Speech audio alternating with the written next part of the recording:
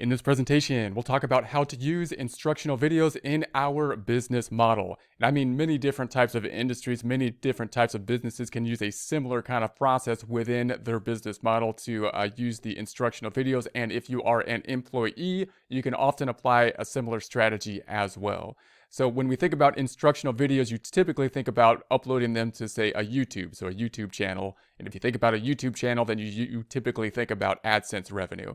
But most people that use the YouTube channel aren't really getting their money or relying on the AdSense revenue. They might be using it as a tool just in their business process. So that's how I would think about it, at least when you're starting off for the YouTube channel, and how can you use instructional videos with it. Now, the thing that's great about a YouTube channel is it really is an easy platform, a great platform to just put your instructional videos on because other people know it, and it's easier to give links to the YouTube channel. The server works well, videos run quickly, so it's really useful to be able to share content on YouTube, even if you're just sharing it with a smaller group of people, because YouTube is a platform that works quite well. Now, how can you integrate that with something else that you're doing? Let's take, say you're working online, we're concentrating on online work at this point in time. And let's say you're working online. If you do contracting work or if you do tutoring work or something like that online, the easiest way to get started with that kind of thing is to work with some of the larger companies that are really good at advertising. So what do these companies do? Like a Varsity Tutor or something like that is really good at finding students because they advertise a lot and they're good at pulling in the students and then connecting them with the tutors. If you work at something like an Upwork, then you might do consulting work or something like that. And again, Upwork is where people go to look for consultants. So that means they're really good at the advertising. And then and Udemy is obviously a course creation platform, so that would go pretty directly. If you're using YouTube, you could think about making a course. So I'll concentrate on these two at this point in time. Now, also note, we mentioned in a prior presentation that if you're doing online consulting, if you were, say, a student, or if you wanted to do some type of consulting work, you might say, well, I could do it. I have everything I need. I can meet with people online. I could set the billing. We got PayPal. We could set that up. The payment process is not that difficult. So why can't I just bring people to my website and do it that way? And of course you could. The problem is you can't get the traffic to your website because there's no way that you're going to get the amount of traffic to your website that these big platforms can. These big platforms are designed to drive the traffic. Now, note that you don't need to have you don't need to be driving the amount of traffic that, say, an Upworks does or Varsity Tutors. You're not trying to compete with them in terms of volume of traffic. Obviously, if you're doing a sole proprietor, if you're just doing contracting for yourself in a small firm or something like that, you just need to carve yourself out a niche, right? You need to get your clientele. So it is possible your end goal then might be to be over here at some point in time. But you're working on these platforms because they're able to drive the clients. And then your urge is going to be, well, can I take the people from the platform over to the website? No, you can't do that directly because you'll be in violation of the platform typically. And if you get kicked off the platforms, then that's not good because then you're kind of stranded. You got to do your own, marketing. So the platforms do a really good job of what they do, and they do a lot of advertising. That's why they get all the traffic. So they take a big cut, but that's kind of fair because they're doing a lot of advertising to get in the position they're in. So what you want to do is stay on the good side of the platforms, work well with the platforms, and then run your website parallel to it. How can you do that? Well, instructional videos help with that. Say you're a tutor. If you're a tutor, then you could be helping students, and the students also always need resources, right? They're going to provide their resources. You can always say if you're doing tutoring all the time, you're going to have your own little, stuff that you put together, and that stuff that you put together could include YouTube instructional videos, right? You could include the YouTube instructional videos in the stuff you put together as part of your tutoring platform. So when you're tutoring people, then you're not going to say, hey, here's my email, call me, and we will set up a time to meet off to pull them away. But you can say, hey, this is my name if you want to, and if they want to Google search your name, then they're allowed to do that, right? And you can say, hey, these are the resources that I believe are effective that I've put together. Here it is on my YouTube channel here, and then show them, the resources on it. Obviously, when they go to the YouTube channel, in the description of the channel, there'll be a link or in your page to your website. And on your website, then you can have whatever services you have, whatever you do on your website could be there as well to sell resources. Here's like I sell instructional courses and whatnot. So you can go, if you go to the website, you'll see a link saying, hey, these are the materials that I have here and whatnot. So, and you can have whatever consulting work and whatnot that would be on the website. So obviously the goal isn't to say, varsity tutor student, give me your contact information. Let me put you on my email list, right? Your goal is to say, this is my name. If I'm helpful, you're welcome to, to Google it or something like that. And here's my resources that I put together that I'm going to use to help tutor you, including my YouTube channel, which of course you can search. It's public information if you so choose. And if they do, then they'll be driven obviously to your website. And so you can build up. And even if that doesn't work, then in that format, even if the student doesn't do that, the YouTube video is still going to be a resource for your tutoring. Obviously, YouTube videos and video content, great resource for tutoring. So it still works within your whatever you're doing over here, and it could possibly drive to your channel, and then which drives to your website, which then you can put whatever you do in consulting. And then if you do something like Upwork, like you do consulting on Upwork or something like that, or let's say bookkeeping on Upwork. And so I do bookkeeping, accounting type of stuff on Upwork. Well, you can always say, if you get multiple questions on the same type of topic in Upwork, you could say, hey, again, you don't want to say, hey, on Upwork, here's my website. Let me contact you outside of the Upwork platform, and we can talk about what you want to say is, you're asking me questions about this, that, and the other thing. Here are some resources I've put together regarding these things that might help you to take a look on it. Now, I don't have a lot of experience with Upwork, but the same principle is there, right? If you're working with a customer, you're gonna say, hey, you're asking me about this, that, and the other thing. I've made an instructional video on it. You can go and take a look at that instructional video if you so choose.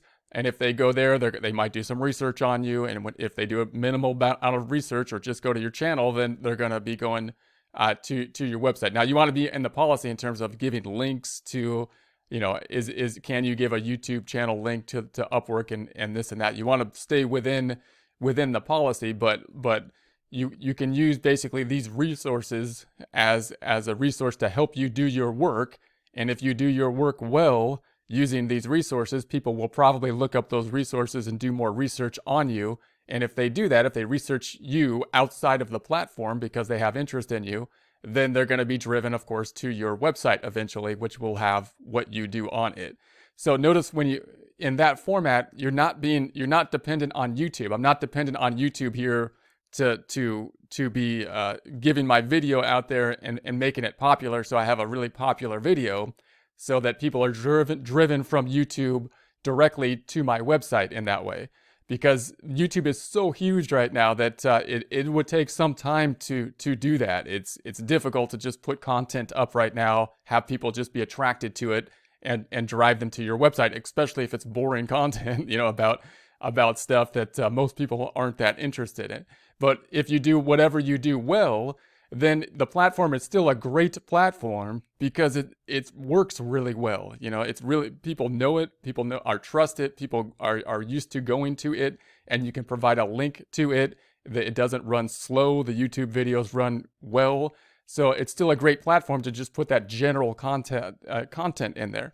And it's going to be the same even if I worked like in an office place for accounting. Anytime if I was an employee, let's say, for an accounting firm, anytime someone gives me if I get asked like 3 or more times the same question, that's a basic question about some basic general thing, then that's an opportunity to put it on the YouTube channel. And that's going to be a win-win for everybody, because you put it on the YouTube channel and you just say, hey, here it is. I have a link to the YouTube channel, and you can go and check it out there. And then once they check it out there, again, it could lead to them driving up to the website and seeing whatever you have on the website as well. But again, even if it doesn't, it's going to be supporting whatever you're doing in the work, because people ask you, obviously, are you going to answer the same question like 5 times or 100 times? Or can you just say, hey, look, I've answered that on the YouTube channel, and I think it's a good resource. Check that out. And if it doesn't answer your question, let me know. and we could go from there. And this even works with things like trades or something like that. Like even if you worked in like construction or plumbing or something like that, it's a little bit more difficult to make a YouTube video that way, because then you need a camera. You can't just do what I'm doing here with a screen capture. You got to say, here's how you do the thing, and put it together. So if you're working with a team, and you'd have to say, hey, if someone's asking you how to deal with this particular problem, whether they be an employee or a client, you can let them know that. Now, the other question, when you have a strategy like this, you could get people saying, well, if you point people to the YouTube channel, like if I tell people how to do that on the YouTube channel, they're not going to want to work with me, because they'll just do it themselves. And that could be the case, but that's not typically the case, especially once you become more efficient at things, because you're going to get into things that are going to be a little bit more difficult. So most people, once they look at it, I mean, they're going to say, oh, well, like if I did bookkeeping on the YouTube channel, people are going to look at it and say, wow, that's pretty complicated. I could use some support on that. And it actually drives more people over. Or, you're going to get some people that are going to say, hey, I can do that. I'm going to just do it myself. But you're also going to get a lot of people that are going to say, hey, that looks a little complicated. I'd like more advice on it. And it might actually filter out, who comes to your actual website in that way. And it could work out in a good way as well, because you're looking for people that really want to, do it well. So they're seeing that, they're saying they're doing it pretty good. You're doing it well there. I'd like to get, advice from that person. So the main point being here, whether you're working online or whether you be working on ground or for an employee, you want to keep your two kind of items separate, right? You've got your website job, which I would say is like your contracting job that you're going to try to build up. And then you've got either your work that you're working at, or your normal consulting business, or you work for like something like an Upwork or an online platform. You're not trying to steal from the platform here. You're trying to work within the platform, support the platform with the resources of the videos. And in so doing, you're gonna naturally draw people to the YouTube channel. And once they're in the YouTube channel, they're gonna naturally be drawn up to the website, where you could have other resources as well, and see if you can pick up basically contracting work in that way.